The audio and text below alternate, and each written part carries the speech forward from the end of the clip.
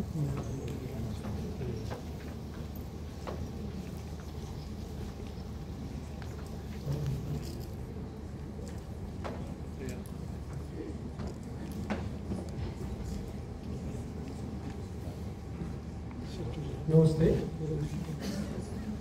कार्यक्रम एकदम रमाइलो छ। कोही सभापति पनि छैन, आनन्द सम्बोधन तपाईँहरू सबैलाई नमस्कार। अब चैतन्य सरले यति मिठो भाषण गरेको छु, मैले के बोल्ने होला भन्ने जस्तो लागिरहेको छ। किनभने चैतन्य सरसँग कुनै बेला एउटै टिममा बसेर पनि काम गर्ने मौका पाइयो। 51 सालमा मनमोहनजी प्रधानमन्त्री हुनुभएपछि त्यही बेला मैले पहिलो चुनाव लडेको थिएँ अनि उहाँले संसद डिजल्भ गरेपछि मलाई प्रेस एडभाइजर बनाउनु भयो। चैतन्य सर त्यो बेला योजना पानी कमिसनको शिक्षा हेर्ने योजना आएको सदस्य हुनुहुन्थ्यो। उहाँको र मेरो अफिसले अलि मेरो पनि पढ्नुका आफ्नै पीडा र पढ्नुका आफ्नै आनन्दहरू छन्। Leading as a tool of personal and social transformation भन्ने जुन विषय छ, वास्तवमा अहिलेको युवा पुस्ताले कसरी हेरेको छ, तर अहिले राजनीतिमा लागेका धेरै पुस्तालाई पढाइले नै राजनीतिमा लगाएको। मेरो उहाँको जस्तै मेरो पनि काठमाडौँमा जन्मेको आफ्नो पुस्ता काठमाडौँमै जन्मेको पुस्ता हो। मेरो पुर्ख्यौली घर यहाँ काठमाडौँको भुरुङ खेलो हजुरबुवाको, तर म चाहिँ काठमाडौँको लगनमा जन्मेँ, त्यो जयसी देवलनिर। मेरो हजुरबुवाले 15वटा बच्चा जन्माउनु, तपाईँले पत्ता लाग्छ कि लाग्दैन? 9वटा छोरी 6वटा छोरा। ती 9वटा छोरी 6वटा मध्ये 14 जना मरे र मेरो बुवा लास्टमा बाँचेर भने मेरो बुवा मात्रै हुनु।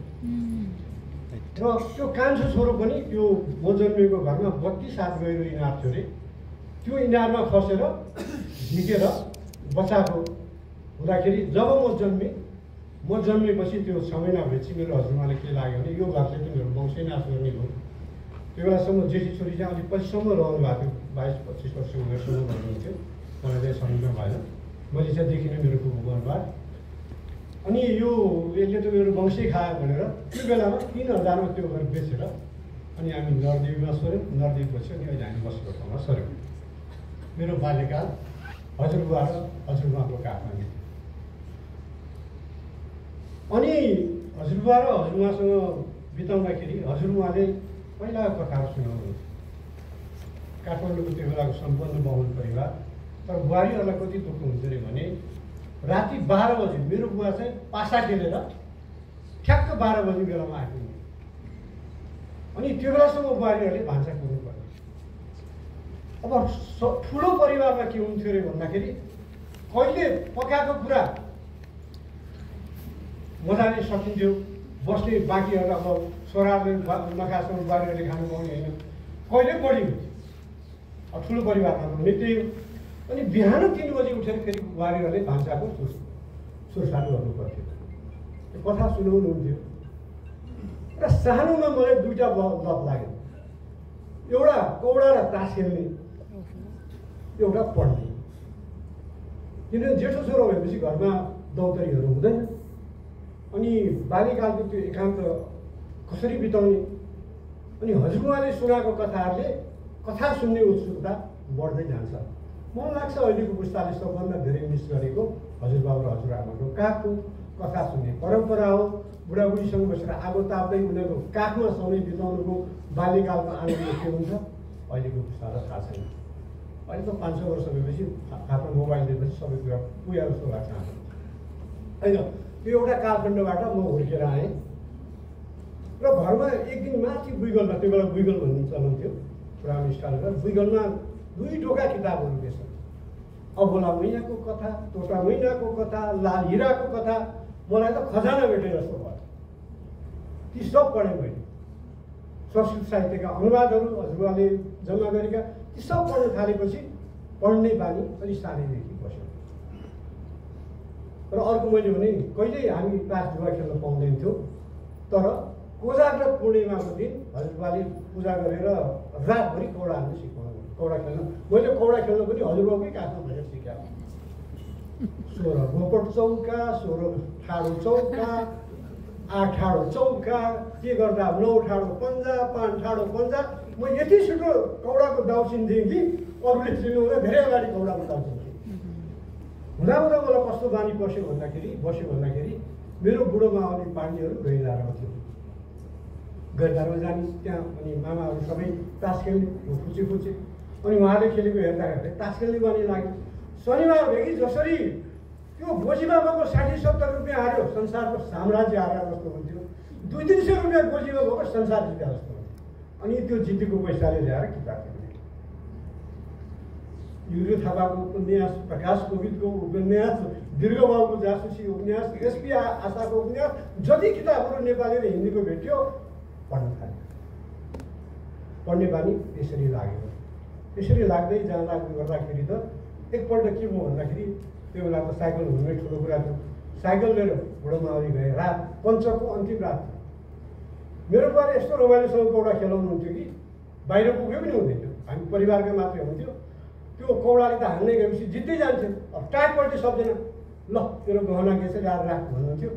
हजुरबाले गहना ल्याएर राख्नुहुन्थ्यो। दाउमा हेर्नुहोस् है, जुवा भने यस्तो खतरा हुन्छ। किन पाण्डवहरूले द्रौपदी हाल्यो भन्ने कुरा यहीँबाट देखिन्छ। अब त पर्छ कि भनेर सिद्धो गहना पनि गयो, पैसा त सिद्धो गहना पनि गयो। त तेरो साडी चोलो जति छ ल्याएर राख भन्नुहुन्थ्यो। थाक ल्याएर राख्नुहुन्थ्यो, हामी यदि राख्यौँ। अनि त्यहाँबाट त्यो हारेपछि हजुरबाले छोडेर आफूले थन्काउनुहुन्थ्यो। अनि जब बिहा वर्तनको निम्ता हुन्थ्यो नि, अनि बुढाबुढीको कच्छ सुन्यो, त्यो गहना चाहियो, साडी चाहियो भन्नुहुन्थ्यो। जुवा हारेर पैसा दैन त्यतिकै भनेर अनि त्यो हजुरबाको नोकझोक अथवा अलिअलि विवाद सुनिन्थ्यो। एकचोटि के हो भने यस्तै पञ्चको अन्तिम रात थियो। म बुढो मावलीमा गएँ। मजाले त्यो बेलाको 5-6 हजार गोजीमा पर्ने गरी जितेँ। त्यहाँ त खेल सक्यो, चित्त बुझेन। अनि मलाई के लाग्यो भने घरमा त हजुरबाले खेलाइरहेछ, त्यहाँ पनि खेल्ने हो भनेर त्यहाँ मावलीको हजुरबाले हात जोड्दा त्यो बेला काठमाडौँ यस्तो गुल्जार थियो। त्यो गैरधाराबाट शेखरलाई थाहा होला, त्यो गैरधारा हुँदै यो नक्साल हुँदै आउने बाटो त जङ्गलको बाटो जस्तो थियो, सुनसान थियो। यसलाई के हुन्छ कि भनेर हजुरबाबु हात जोड्ने, मलाई चाहिँ खालि हजुरबाबुले कडो खेलाइरहेको बाटो सम्झना हुने। साइकल चढेर गोजीमा पैसा हालेर थप जित्नुला भनेर आएको त टाढ थियो। 7 दिनसम्म नखान मन लाग्छ, निद्रा लाग्छ।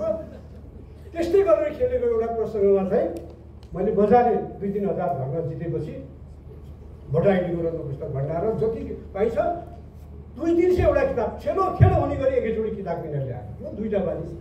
अलि पछि के भयो भन्दाखेरि 14-15 वर्ष उमेरपछि कहाँबाट हाम्रो त्यो बेला मजुलाई राजस्थानले गीत गाउनुहुन्थ्यो, पत्रिका निकाल्नु भएको थियो। भर्खरको चेनमा ठ्याक्क उहाँहरूको सङ्गतमा जमघटमा एकचोटि पऱ्यो। र त्यसको केही समयपछि 32 सालमा हाम्रो प्रदीप नेपाल, गोपाल साकीहरूले जेल तोड्नुभयो, नखुजेल सिपी मैनालीहरूले जेल तोडेर निस्किनुभयो। त्यसमध्ये हामी 4-5 जना थियौँ। एकजना पुष्पलालको बुवा भक्तलालको 2टा परिवार हो। कान्छीपट्टिको परिवार हामीले त्यही डल्बु विजयश्वरीगढ बस्ती, उसको ललित भन्ने थियो हाम्रो साथी सानैदेखि। त्यो पुष्पलालको प्रभावले उल्लेख गरेको हामी ठ्याक्कै त्यो समूह चाहिँ वामपन्थीहरूको सङ्घर्षमा छोड्यो। गोपाल साकी आएपछि उसले के भन्यो भन्दाखेरि अर्को सहदेव भन्ने साथी थियो, गोपाल साकी यसरी उल्लेख गरेर आएर लुकाउन लानु पऱ्यो। ल हामीसँग पैसा छैन, अलिकति पैसा चाहियो, लगेर लुकाउनु पऱ्यो, खोज भनेपछि हामी साथीभाइले पैसा उठाएर उसलाई दियौँ र 2 जना साथी लिएर देउरालीमा गोपाल साकीलाई लुकाएँ। त्यसरी ठ्याक्क म मजुलाई राजस्थानको सङ्गतमा पुगेँ र लेफ्ट मुभमेन्टको वामपन्थीहरूको प्रभावमा परेँ। त्यो पढ्ने बानीले मलाई त्यहाँ पुऱ्यायो, अरू केही पनि होइन। पढ्ने बानीले त्यहाँ पुगेपछि धारा त फेरियो, जीवनको बाटो फेरियो। त्यसपछि हामीले तुर्गेनिभ पढ्न थाल्यौँ, टल्स्टय पढ्न थाल्यौँ, पुस्किन पढ्न थाल्यौँ, गोर्की पढ्न थाल्यौँ, हर्जट पढ्न थाल्यौँ, जेनिसक्सी पढ्न थाल्यौँ। कसरी रुसको क्रान्ति भयो लुसुन पढ्न थाल्यौँ, याङ्गो पढ्न थाल्यौँ, अनि मार्क्स पढ्न थाल्यौँ, लेनिन पढ्न। साथीभाइको बिचमा यस्तो बहस हुन्थ्यो, कहिले हाम्रो कुटाकुट हुन्थ्यो। तैँले भने कुरा गलत हो, मार्क्सले आफ्नो किताबमा यो लेखा छन् भन्थ्यो, एङ्गल्सको परिवार र निजी सम्पत्तिमा यो लेखा छ, माओको भोल्लोमा यो छ, अनि यो लिटरेचरमा यो छ भने एउटा ठ्याक्कै हामीलाई रूपान्तरण हामीले त्यसले गर्यो होला साहित्यले गर्यो। त्यसले मैले तपाईँलाई के भन्छु भन्ने भन्दा किताब तपाईँको एकान्तको गजबको साथी हो। तपाईँहरूसँग राम्रो किताब भयो भने तपाईँलाई कहिले पनि पढ्ने बानी छ भने त्यो एकान्तले तपाईँलाई काट्न आउँदैन, तपाईँलाई खान आउँदैन, तपाईँ मजाले त्यो टाइमलाई इन्जोय गर्नुहुन्छ। त्यसपछि म सानै उमेरमा पत्रकारिता पनि गजबै लागेको। हामी सङ्कल्प भन्ने पत्रिका निकाल्थ्यौँ, त्यो बेला बालगुण्डे पाण्डे र उत्तम कुँवरको थियो। त्यो खसिके यो मधुको यता ढोकागोल भन्ने ठाउँमा थियो। त्यो नवीन राज जोशीको घर हेरे रूपबान प्रेस गुरुजीको तलको श्रेणीमा थियो। त्यो बेला रूपरेखा नेपाली साहित्यको एक नम्बर 1 पत्रिका थियो मासिक। त्यहाँ हाम्रो पत्रिका निकाल्छ र मैले धेरै मान्छेलाई नारायण गोपाल, गोपाल योञ्जन, पेमलादेखि लिएर नेपालका जति पनि मूर्धन्य साहित्यकार हुन्थे त्यहाँ भेट हुन्थ्यो। हाम्रो पत्रिका त्यही छापिन्थ्यो। एक दिन बिहानै म आफ्नो पत्रिकाको त्यो फाइनल हेर्न भनेर गएको थिएँ। बालगुण्डे पाण्डेको नयाँ समाज डेली थियो। त्यो डेली निस्किन्थ्यो, साँझतिर निस्किन्थ्यो। अनि बिहान त्यसो तयारी गर्नुपर्थ्यो। अहिलेको जस्तो कम्प्युटर आएको थिएन, अहिलेको जस्तो अफसेट प्रेसहरू आएको थिएन। लेटर प्रस्तुत एउटा अक्षर सिसाको अक्षर हुन्थ्यो, टिपेर कम्पोज गर्नुपर्थ्यो। 2टा कम्पोजिटरले काम गर्थे, एउटाले 2 पेज एउटाले 2 पेज गरेर 4 पेजको पत्रिका निक्लिन्थ्यो। उनीहरू एकदम छटपटेर बस्दा कोही पनि आएन।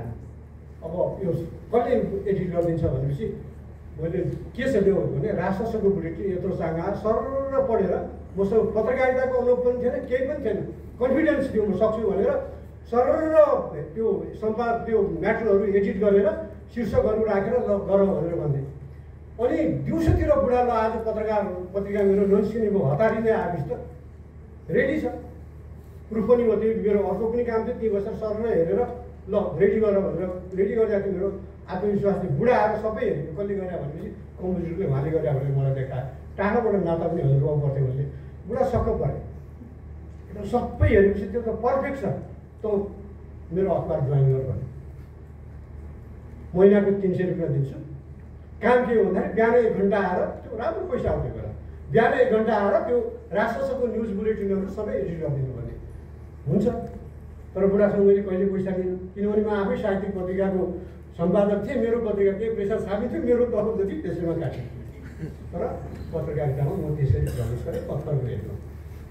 त्यो अनुभवले पछि मलाई महत्त्वपूर्ण पत्रिकाहरूमा कोलम लेख्ने अवसर पनि मिल्यो र सम्पादन हुने अवसर पनि मिल्यो। त्यो बेलाका होइन हामी 38,000 40,000 छाप्थ्यौँ। मान्छेले कल्पना गर्थ्यो लाइन लागेर मसँग पछिका विद्यार्थीहरू तेरो आर्टिकल पढ्न हामी पत्रिका लाइन लागेर किन्छौँ भने ती बुझाउन आउँथे। हाम्रो पत्रिका एकताका यति बिग्थ्यो कि त्यो हकरहरू पैसा लिएर ती बुझाउन आउँथे, लाइन लागेर लाग्थे।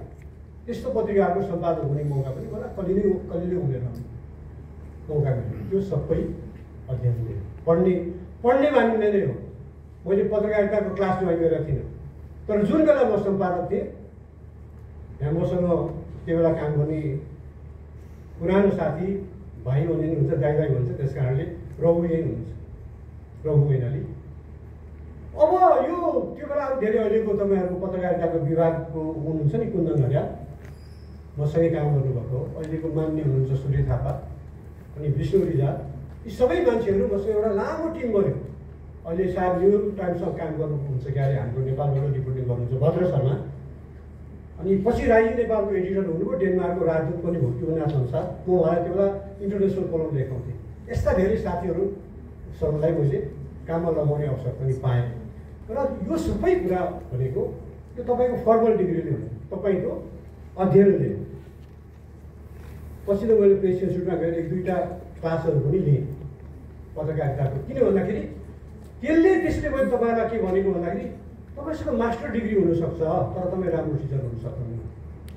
टिचरको भूमिका यहाँनिर भन्छु, टिचरको भूमिका कति महत्त्वपूर्ण हुन्छ भन्दाखेरि यो पढ्ने बानी, मलाई इतिहास पढ्ने बानी। म स्कुलमा पढ्दा विजयानन्दन जोशी भन्नुहुन्थ्यो, कस्तो टिचर भन्दाखेरि त्यो बेला 10 पैसा दिनुहुन्थ्यो। सरर उहाँले बेला पाठ बुझाएपछि ल बाबु यहाँ आइदियो भने कतिबाट 10 पैसा झिकेर जा पापड खा भन्नुहुन्थ्यो। पापडै खाएर आइज नि भन्नुहुन्थ्यो, गएर पापड खाएर मुखेर उडाएर आएको फेरि बस्छ। त्यो उहाँको प्रोत्साहनले इतिहास पढ्ने बानी लगाइदियो। कविता पढ्ने बानी चाहिँ मुकुन्द पाणी गौतम भन्ने पोइट्री पढाउनुहुन्थ्यो। उहाँले यति राम्रो पोइट्री पढाउने कि त्यसलाई नेपालीमा भन्दाखेरि अनि त्यसको व्याख्या जब गर्नुहुन्थ्यो हामी भाव विभोर हुन्थ्यौँ। मलाई उहाँले पढाएको थियो लुसी ग्रे, गोडसोर्टको लुसी ग्रे, सायद रबर्ट ब्राउनीको होला क्यासा बियन्का, अझ गजब त त्यो बेला पोइट्रीमा उहाँले पढाएको the pipe Piper of Hamelin भन्ने त्यो चाहिँ के भन्दाखेरि एउटा असाध्यै मिठो बाँसुरी बजाउने वादक थियो। उसको वरिपरि बच्चाहरू झुमिएपछि त्यो सहरवासीहरूलाई रिस उठ्यो।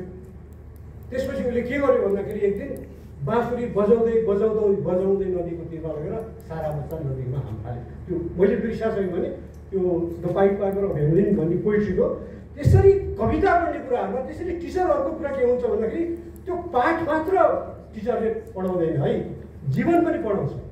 र तपाईँलाई जीवन पढाउन सिकाउने कुरा भनेको तपाईँको अध्ययन हो, साहित्य हो, समाजशास्त्र हो। मलाई नेपाल पढ्नुपर्छ भन्ने कुरा सबभन्दा कहिलो गरी कहिले फिल भयो भन्दाखेरि जब मलाई हाम्रो मरिचमानको पालामा 43 सालमा शान्ति सुरक्षा लगाएर मैले सम्पादन गरेको पत्रिका बन्द गर्यो। मलाई शान्ति सुरक्षा लगाएर यहाँ हुँदाहुँदै दुःख दिनुको लागि भने रसुवामा पठाइयो जहाँ जेलै थियो। त्यो बेला अहिले त दिनौँ गाडी आउनु हुन्थ्यो, तर त्यो बेला भर्खर बाटो खुलेको थियो। यहाँबाट 16 फुटेबाट एउटा मिनी बस जान्थ्यो र उताबाट पनि एउटा मिनी बस छोड्थ्यो। त्यही मिनी बसमा हालेर मलाई लग्यो। बाटोमा त्रिशुलीमा बास बस्नु पऱ्यो। अब कति नेपाललाई नजिकबाट त्यहाँ देख्न पाइयो के भन्दाखेरि मान्छे पगेर ल्याएर दुईवटा केटी दुईवटा केटा सबै टालेको लुगाहरू छ। को हो यिनीहरू भन्दा केटी बेच्न लगेको भनेर भन्यो। कसले केटी बेच्न लगेको छ भन्दाखेरि एउटा दाजु छ, अर्को मामा छ, सामान्य पैसा पनि छैन। अब त्यो मसँग चाहिँ अलिक पैसा थियो। ल हामीका कैदीलाई सरकारले सिधा दिन्छ, थुनवालाई सिधा दिँदैन। तपाईँलाई थाहा छैन, थाहा दिएको थुनवालाई सिधा दिँदैन। थुनवालाई चाहिँ त्यो थुनवाको लागि बजेट हुँदैन। अनि प्रहरीहरूले आफूले खाने खाना उब्रेर माया गरेर दियो भने चाहिँ नभए भोगी बस्नु पर्ने त्यो बेला। त्यहाँबाट अलिक मसँग पैसा थियो, यिनीहरूलाई भात ल्याइदियो भनेर ल्याइदियो। उनीहरूले खाए, उनीहरूलाई अर्कोतिर लग्यो उल्टा चलाउनु जिल्ला अदालतमा, मलाई रसुवामा नजेल थियो। एउटा त्यहाँको जिल्ला सभापतिको घर भाडा मिलेको थियो, लगेर कहाँ राख्नु खोज्यो भन्दा त कालकोठरी भनेर हामी सुन्छौँ नि। दिउँसै सिस्पट्ट निष्पट्ट अँध्यारो भित्र हालेर छिट ताजा मारिदिने। त्यसपछि त्यहाँ मैले स्ट्यान्ड यो पठाएको त म मरिकै जान्छु। मलाई तिमीहरूले जे ल्याछौ, जे पुर्जी ल्याछौ त्यसको न्यूनतम सुविधा दिने देऊ, नभए गरिगरी नामले जे गर्छौ गर भनेर स्ट्यान्ड लिएपछि अनि त्यहाँको पुलिसहरू सिडिओहरूको गएपछि उनीहरूले भित्र पठाउने आँट गरेन। मैले तिमीहरूले के भने याद राख, म चोर डाका त होइन, म एउटा एडिटर हो। राज्यलाई मबाट के खतरा भयो थाहा छैन, तर मलाई न्यूनतम तिमीहरूले बनाऊ राजबन्दी हो। त्यस कारणले मलाई त्यो कुरा यहाँ उपलब्ध हुनुपर्छ भनेपछि उनीहरूले भित्र हालेन। बाहिर पुलिसहरू सुत्ने ठाउँमा सुकाउनु ल अहिले त्यही सुत्नुहोस् भनेर राखेँ। त्यहाँ गएपछि त के हो भन्दाखेरि हैरान भयो बा। अनि भाइ बहिनी आएन भने मैले पनि हाम्रो बौलाइन्छ। पुलिसको सारा जिल्लाभरिको इन्फर्मेसन पुलिससँग बसेपछि थाहा हुन्थ्यो। अनि के गर्दा तिनीहरू साइटिङ भन्ने तास खेल्थ्यो कि 5 हातको। अनि शेखरलाई थाहा होला, थोरै नम्बर जसको हुन्थ्यो त्यसले पैसा खाने। अनि त्यो टिप्ने नम्बरमा घपलाबाजी गर्दो रहेछ। मेरो काम के हो भन्दाखेरि उनीहरूको झगडा पर्थ्यो, उनीहरूको नम्बर नोट गर्ने, कुन चाहिँले हिसाब गरेर लास्ट यो हो भनेर देखाइदिने। अनि यसरी तिनीहरू त भएन भनेपछि भाइलाई भनेपछि उसले फटाफट किताब र पत्रिकाहरू पठाइदिनु थाल्यो पार्सल बनाएर। त्यो किताब र पत्र पत्रिका सबभन्दा पहिला सिडिओले पढ्ने, त्यसपछि डिएसपीले पढ्ने, अनि जिल्ला न्यायाधीशले पढ्ने। किन केही पनि पुग्दैन थियो। अनि बल्ल मेरो हातमा आउँदा च्यापेर झुत्रो भएर आउँथ्यो। हेलिकप्टर आयो भने हत्तनपत्त कर्मचारी टेबल कुर्सीमा बस्ने हो, नत्र भने पिउलाई बाहिर कोही आउँछ कि हेर्दै गर भनेर वरपरका कर्मचारीहरू जम्मा गरेर तास खेल्थ्यो। अब कामै छैन, घरेलु पनि गएको छ, घरेलुले के गर्ने थियो। त्यहाँ गएपछि मैले एउटा नेपालको पिक्चर देखेँ। कस्तो भन्दाखेरि एउटा केटीलाई पकेर ल्यायो गर्भपात गरेको आरोपमा। पछि त्यो 6 महिनापछि त्यो उसले बच्चा मारेको होइन, गर्भपतन गराएको होइन, आफै भएको भन्ने कुरा प्रमाणित भएर छुटी। त्यो नेपाली पनि बुझ्दैन थिएँ, तर त्यसले तामाङ भाषामा यति मिठो गीत गाउँथे नि, असाध्यै मिठो गीत गाउँथे। तर तिनीहरू त्यहाँ अरू 2-3जना केटी थिए, तिनीहरू के गर्दो रहेछन्, जुम्रा खाँदो रहेछ। पुलिसले मन परी गाली गरेर यसरी बन्दुक देखाउँदै जथाभावी त्यो सुन्दै नसक्ने परी गाली गरेर छोड्छस् कि छोड्दैनस् भनेर त्यसरी जुम्रा खान छुटा। नेपाल त्यहाँ पनि छ भन्ने कुरो त मैले त्यहीँ गएपछि थाहा पाएँ। पछि मैले ठट्टा गरेर भन्थेँ कि मरिजीमानलाई धन्यवाद दिनुपर्छ मैले, किन भन्दाखेरि उनी प्रधानमन्त्री हुँदा म त्यहाँ गएको, न त नेपालको रियालिटी थाहै हुँदो रहेछ। तर आज पनि नेपाल तपाईँहरूले यो पढ्नुभयो, यो जनजीवन देख्नु भने के थाहा पाउनुहुन्छ भने नेपाल अहिले पनि धेरै एउटै एजमा छैन। हामी 21औं शताब्दीमा छौँ, तर मान्छेहरू 18औं शताब्दीमा पनि छन्। तपाईँ जुम्ला जानुहोस्, हुम्ला जानुहोस्, डोल्पा जानुहोस्। त्यसैले यो ग्याप कसरी बुझ्ने भन्दाखेरि नेपाल बुझ्नुपर्छ भने त्यहाँ एउटा किताब पढेँ मैले, तपाईँहरूले खोजेर पढ्नुहोस् त्यो किताब। त्यो चाहिँ सरदार भीमबहादुर पाण्डेको त्यस वखतको नेपाल भन्ने किताब हो। त्यो पढेपछि अनि मलाई लाग्यो होइन, किन महेशचन्द्र रेग्मी पढ्नुपर्छ, किन जगदीशचन्द्र रेग्मी पढ्नुपर्छ, किन नयनराज पन्त पढ्नुपर्छ, किन डाक्टर तीर्थबहादुर श्रेष्ठ पढ्नुपर्छ। तीर्थबहादुर श्रेष्ठको 3 भोल्युम छ शिक्षक मासिक नेपालीको, नेपाल अध्ययन भन्ने। त्यसमा नेपालको वनस्पतिको बारेमा छ। नेपाल यति गजब किन छ भन्ने कुरा तपाईँले थाहा पाउनुहुन्छ। युरोपतिर सबै 4वटा ऋतु छ। हामी कहाँ शिशिर छ, हामी कहाँ वसन्त छ, हामी कहाँ ग्रीष्म छ, हामी कहाँ बर्खा छ, हामी कहाँ हेमन्त छ। किन यो 6वटा ऋतु छ? किनभने नेपाल मात्रै त्यस्तो देश हो जुन देशमा खलखली पसिना बगाउँदै हिमाल हेर्न पाइन्छ, हिउँ परेको हिमाल हेर्न पाइन्छ। त्यसैले पढ्ने कुराले रूपान्तरण कति गर्छ भन्दाखेरि त्यो बेलाका विद्यार्थीहरू, हाम्रो चैतन्य सर टियुको प्रोफेसर, उहाँलाई थाहा होला, त्यो बेलाका विद्यार्थीहरू जुनसुकै विचारमा हो शिक्षकलाई आदर गर्थे, नमस्कार गर्थे, सम्मान गर्थे। अहिलेका विद्यार्थीहरू पाखुरा सोध्छन्। किन सोध्छन्? पढाइको असर भनेको यही हो। तपाईँले आफूभन्दा सिनियरलाई, आफूभन्दा मान्यजनलाई सम्मान गर्नुपर्छ भन्ने कुरा हाम्रो पढाइले सिकाउँछ। जब तपाईँ पढ्न छोड्नुहुन्छ, मैले भने नि, हाम्रो यो राजनीतिक पार्टी सुरुदेखि पार्टीमा लागेको मेरो अनुभव छ, अरू साथीहरूको अनुभव छ। अचेल नेपाली काङ्ग्रेसले मात्र होइन, म भन्छु 2-4 जना मान्छे भन्नुहोस्, बिपी पनि पढ्नुहोस्। फेरि मलाई कहिले हाम्रो किन बिपीको सिफारिस गरे भनेर भन्थे। बिपी किन पढ्नुहोस् भन्दाखेरि नेपालको राजनीति कस्तो ठाउँमा, सुम्निमा पढ्नुहोस्, नरेन्द्र दाई पढ्नुहोस्, 3 घुम्ती पढ्नुहोस्, बिपीको जेल डायरीहरू पढ्नुहोस्, मोदी आइन पढ्नुहोस्। तपाईँले नेपालको राजनीतिक इतिहास र नेपालको परम्परालाई बुझ्न 2टा मान्छे पढ्नै पर्छ। एउटा पुष्पलाल, जसको बहुत राम्रो थ्योरिटिकल वर्क छ। कति राम्रो उनले भनेको छ भने धेरै अहिले के भन्छन् भने हाम्रो जनजातिको साथीहरू कतिपय ठाउँमा भाषण गर्नुहुन्छ, नेपाल हामीलाई पृथ्वीनारायण शाहले बलजफ्ती कब्जा गरे हो भनेर। त्यस्तो होइन। पुष्पलालले एक ठाउँ कस्तो गजबले कुरा लेख्नु भएको थियो, मान्छे डेभलप हुन चाहन्छ, मान्छे विकसित हुन चाहन्छ, मान्छे उन्नत हुन चाहन्छ। पृथ्वीनारायण शाहको कालखण्डमा 2224 राजाहरूको बिच यति द्वन्द्व हुन थाल्यो कि जनतालाई राजनीतिक स्थिरता चाहियो, शान्ति चाहियो। किन चाहियो भन्दाखेरि आर्थिक विकासको लागि शान्ति चाहियो, सामाजिक विकासको लागि चाहियो। त्यस कारणले त्यो बेलाको नेपाल एकीकरण र नेपाल विजय भनेको सामाजिक र आर्थिक कारणले उत्पन्न गरेको राजनीतिक परिणाम हो भनेर पुष्पलालले आफ्नो भोल्युममा लेखेका छन्। नेपालै बुझ्नको लागि पुष्पलालले हिस्ट्रीमा धेरै काम गर्नुभएको छ। नेपालमा मातृसत्ताको परम्परा बुझ्नुहुन्छ, तपाईँले पुष्पलालका केही लेखहरू, केही आर्टिकलहरू पढ्नुपर्छ। उहाँको हिस्टोरिकल नोट्स भन्ने बनारसमा बस्दा उहाँले नेपालको बारेमा अध्ययन गरेर किताब लेख्छु भनेर लेखेको नोटहरूको एउटा छुट्टै लेख्नुभएको छ। त्यसको प्रशंसा त हाम्रो महेश राजले पनि गर्नुभएको छ। त्यसले पढ्ने कुराले चाहिँ समाज पढ्ने 2टा कुरा पढ्नुहोस् र जनताको बिचमा जानुहोस्, मान्छेको बिचमा जानुहोस्। हामीलाई रूपान्तरण गोर्खी पढेर भएको उहाँले, गोर्खीको आमा पढ्यो, लुसुनबाट हामी प्रेरित भयो। किन भन्दाखेरि लुसुन डाक्टरी पढ्न जापानमा गए। जापानमा उनले एक दिन एउटा चाहिँ डकुमेन्ट्री हेरे, चिनको बारेमा बनाएको डकुमेन्ट्री। एउटा चिनिया र 4-5 जना जापानीले ठटाएकै छन्, 150-200 जना चिनियाहरू तमासा हेरेर बसेको छन्। अनि उनलाई के लाग्यो भन्दाखेरि यत्रा मोटा तगडा सक्षम मान्छेहरू हेरेर बस्छन् टाउको झुकाएर। आफ्नो एउटा चिनियालाई 2-4-5 जना जापानीले भने, मैले मान्छेलाई शारीरिक डाक्टरी पढेको मैले मान्छेको शारीरिक उपचार गर्ने न हो, रोगको उपचार गर्ने न हो। मेरो यो पढाइ अहिलेको लागि अर्थपूर्ण छैन। त्यही मान्छे बिचा मेडिकल पढाइ छोडेर चिनमा चाहिँ आए। हामीले उनका निबन्धहरू धेरै पढ्यौँ। लुसुनको निबन्ध छ, स्टोरी छ, उनको कथाको बेसमा त हाम्रो नेपाली फिल्म खगेन्द्र लामिछानेको एउटा फिल्म पनि बन्यो, राम्रै चलेको फिल्म। यसरी पढ्ने कुराले मान्छेलाई रूपान्तरित गर्छ, फेर्छ।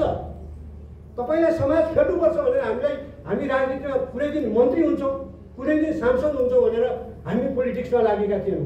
हामीलाई केले प्रेरित गरेको थियो भन्दाखेरि समाज फेर्नुपर्छ, समाजमा क्रान्ति चाहिन्छ र फेर्ने कुरालाई प्रेरित केले गर्यो भन्दाखेरि हामी त्यस्तै किताबहरू खोजी पढ्थ्यौँ, बहस गर्थ्यौँ, विवाद गर्थ्यौँ, लेख्थ्यौँ। सानैदेखि यो पढ्ने लेख्ने कामसँग र पत्रकारितासँग जोडिएको हुँदाखेरि मलाई लेख्ने कुरामा प्रेरित पनि यही कुराले गरेको। त्यसले म तपाईँलाई के भन्छु भन्दाखेरि हामीलाई 15-16 वर्षको उमेरमा मान्छे बडा कल्पनाशील हुन्छ। म पनि उपन्यास पढेर आफूलाई कल्पना गर्थेँ कि यो कथाको हिरो म हुनु पाएको भए। तपाईँलाई लाग्छ राम्रो उपन्यास पढ्दाखेरि लाग्छ। हामीलाई गोर्की पढेपछि त्यो पावेल हुन तीबाट भयो। कतिसम्म थियो भने हाम्रा केही कामरेडहरूले त भूमिगत काममा नाम हुँदा हाम्रो बेला हाम्रो रियल नाम फेर्थ्यौँ। हामी एकअर्कासँग आफ्नो नामले परिचित हुनु पाइँदैन थियो। जो खुला थियौँ हामी जस्ता मान्छेहरूलाई नामले चिन्थे, नत्र भने पार्टीका नेताहरूलाई हामी उनीहरूको पार्टीका कार्यकर्ता रियल नामले चिन्दैनथ्यौँ। त्यो बेला धेरैले पावेल नाम राखेका थिए। त्यो पावेल चाहिँ गोर्कीको मदर उपन्यासमा आएको। त्यतिसम्म साहित्यले प्रभाव पारेको थियो। धेरैले उपन्यासहरू पढेर लिट्रेचर पढेर छोराहरूको छोरीको नाम राखेका छ, साहित्यिक नामहरू राखेका छ।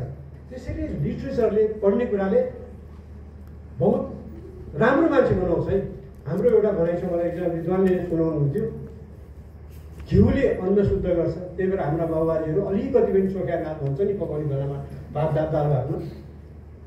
स्नानले शरीर शुद्ध गर्छ, ध्यानले मन शुद्ध गर्छ, ज्ञानले दिमाग शुद्ध गर्छ।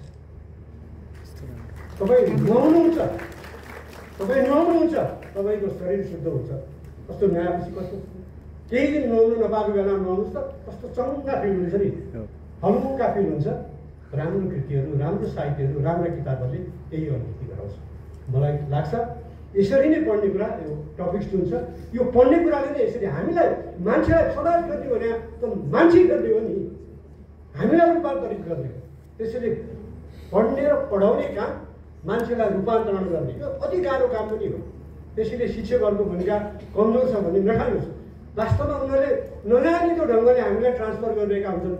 रूपान्तरण हाम्रो ट्रान्सफर्मेसनको प्रोसेसमा उनीहरूको हामीलाई थाहा हुँदैन, तर उनीहरूको निर्णायक भूमिका हुन्छ। मलाई नेपाल पढ्नुपर्छ, नेपालको इतिहास पढ्नुपर्छ, पोइट्री पढ्नुपर्छ भनेर मलाई स्कुलमा मेरा टिचरहरूले, किनभने हामीले यसरी जिन्दगीमा सम्झने कुरा धेरै कुरा हो। शिक्षकले सम्पत्ति कमाउँदैन, तर शिक्षकले जुन सम्मान र आफ्ना शिष्यहरूको, आफ्ना विद्यार्थीहरूको मनमा जुन सम्मान कमाउँछ त्यो चाहिँ दुर्लभ कुरा हो। त्यो पाउने कुरा अत्यन्त महत्त्वपूर्ण हो। आजको यो कार्यक्रममा मलाई उभिएर यति कुरा राख्ने मौका दिनुभएकोमा हाम्रो सुदर्शन र आयोजक संस्थालाई धन्यवाद दिन चाहन्छु। धन्यवाद।